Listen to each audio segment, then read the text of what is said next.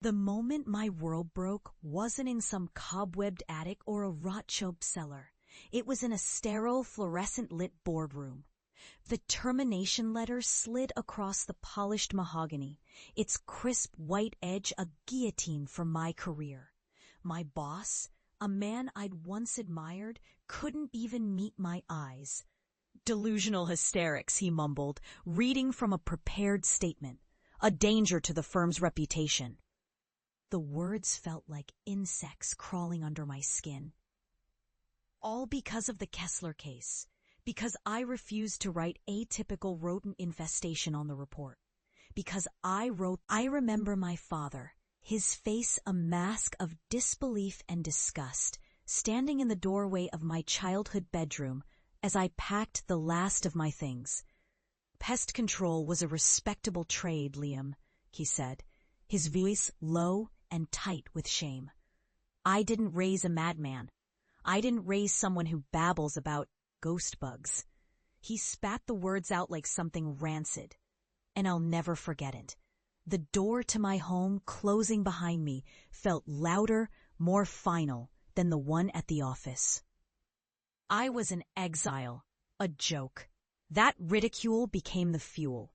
I took my severance pay and rented a cheap, windowless apartment that smelled perpetually of damp concrete and forgotten things. It became my lab, my sanctuary, my tomb. The walls slowly disappeared behind a sprawling collage of newspaper clippings, blurred photographs, and desperate, handwritten accounts from all over the world. Cases that other professionals had dismissed as mass hysteria, carbon monoxide poisoning, or elaborate hoaxes. I called my new self-invented field paranormal phobiology, the study of vermin that shouldn't exist, infestations that weren't just biological but psychological. My brother, in one of our last bitter phone calls, gave me a nickname he thought was hilarious: the ghost bugger. My mother would just cry, begging me to get help, to stop this unhealthy obsession. Before I completely lost my mind, they saw a man unraveling. They couldn't see the tapestry I was weaving from the fraying threads of reality. I collected specimens, a beetle with a carapace that shimmered with impossible, non-Euclidean angles, the shed skin of something long and centipedal, a skin that was impossibly thin, like dried static, audio recordings of a chittering that, when slowed down, sounded like distorted human whispers begging for help. I discovered their unifying trait, the horrifying secret that connected them all. They didn't just cause fear, they consumed it. An infestation of these things was a symptom, not the disease. The disease was terror. The more a family dreaded the scratching in their walls, the louder it got. The more they feared the shadow in the corner of their eye, the more solid it became. They were parasites that fed on the host's sanity. The trials nearly broke me. I spent a week in a home in rural Ohio, documenting what the family called shiver mites. They didn't bite. They brushed against your skin when you weren't looking, leaving behind a profound, soul-deep chill and a lingering sense of being watched. I had to teach that family not to fear, to starve the things of their emotional energy.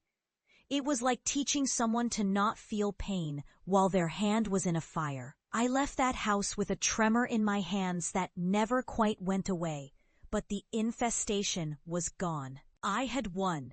Word travels in the dark. Quietly at first, a desperate email, a hushed phone call. I became a name whispered by people who had seen the impossible and been laughed at by everyone they turned to. I was no longer the disgraced exterminator. I was the archivist, the specialist, a living warning that the world was thinner and more porous than anyone wanted to believe. The ridicule from the outside world faded, replaced by a fearful respect. The silence from my family remained absolute until last week. The call came from my brother Mark, the one who coined the ghost bugger. His voice wasn't mocking. It was a shredded, terrified thing. Liam, you have to come home. It's Dad. It's the house. When I pulled up to the curb, the old house looked the same. Tidy lawn, clean windows. But I could feel it, the way a sailor feels a change in barometric pressure. A deep, resonant wrongness hummed in the air. Inside, my family was huddled in the living room. My father, smaller and grayer than I remembered, sat clutching the arms of his recliner. My mother's face was a wreck of sleepless nights. Mark looked like a ghost. The mockery was gone, replaced by a desperate, pleading terror. "It's in the walls," Mark whispered. "And the attic. It started after Dad's heart scare. He's been so afraid of everything."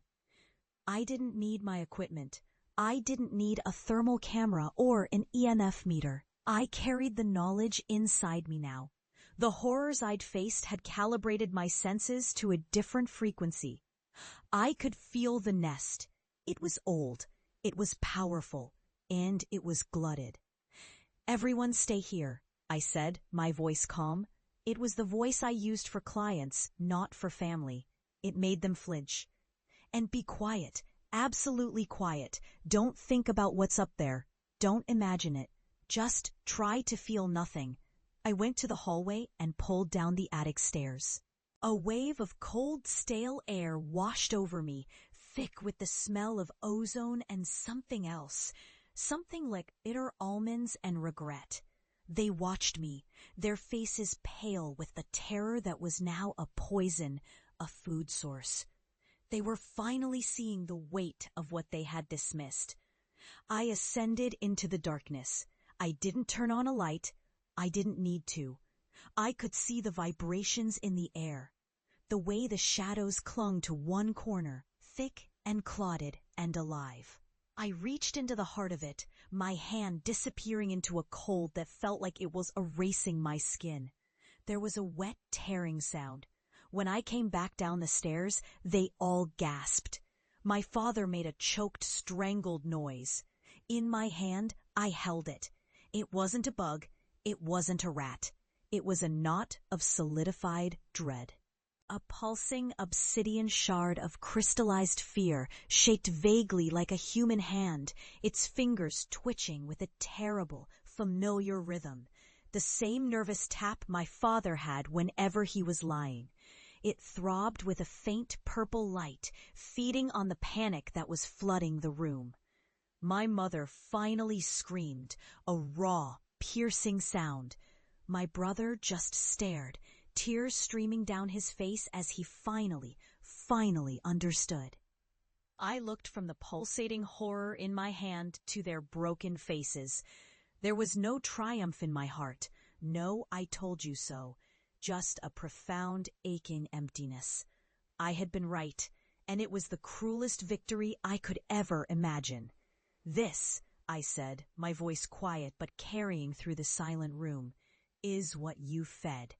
I closed my fist around the object. It resisted, then seemed to dissolve into my skin, a searing cold that shot up my arm. I turned and walked to the door, leaving them there in the wreckage of their certainty.